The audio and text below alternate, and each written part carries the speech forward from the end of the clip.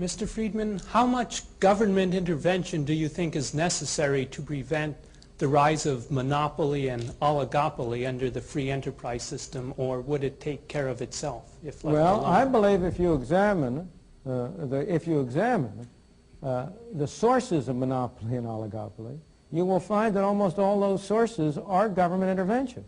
I think the situation is almost precisely the reverse. Let me put it in a very simple way. Suppose I were to ask this audience my favorite question along these lines. You have one law you can pass. Its only purpose is to reduce the extent of monopoly. That's its only purpose. You have one law. What law would be most effective in achieving that end? What law would you pass? I don't mean any gimmicks. You know, it's not going to be something in which you can have a law with 4,000 different parts. I'm not asking a very complicated question. What would you do? Limit the size of the market that they could. Well, that's one proposal. The limit is proposal. But you will agree with me, I'm sure, immediately that mine is a much better one.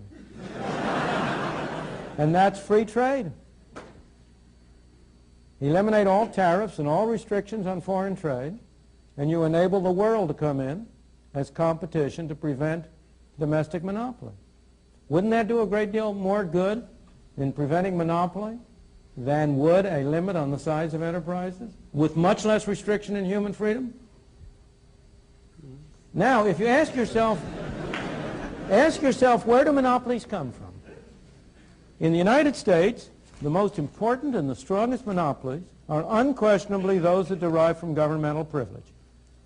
The monopoly of a TV license, granted by the government at a zero price. That's a source of monopoly privilege. It also has been a source of wealth for some notable Americans. The grant of a tariff protection. Would the steel industry in the United States have any kind of monopoly or oligopoly position if it weren't able to get government to impose restrictions on imports of foreign items and so on? Trade union monopolies. They get their strength and their support from Davis-Bacon Act, Walsh-Healy Act, other governmental measures that interfere with competition by others.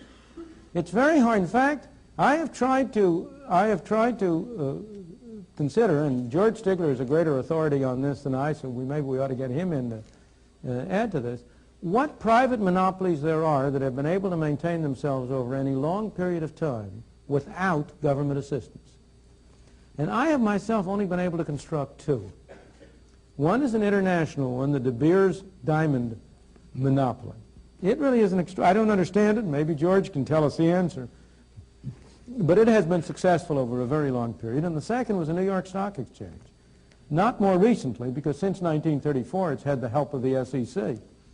But before 1934, from about the Civil War to 1934, so far as I know, it had no government support, and yet it did maintain an effective monopoly. But almost every other case, you have temporary monopolies develop, and if the government doesn't come in to shore them up, they fall to pieces.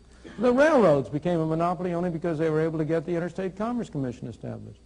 Trucking is a monopoly because the ICC keeps out competitors. And you can go down the line and find that one hypothetical monopoly case after another derives from governmental assistance and support. So I think the answer to your question, and you and I have the same objective here, is less government intervention, not more.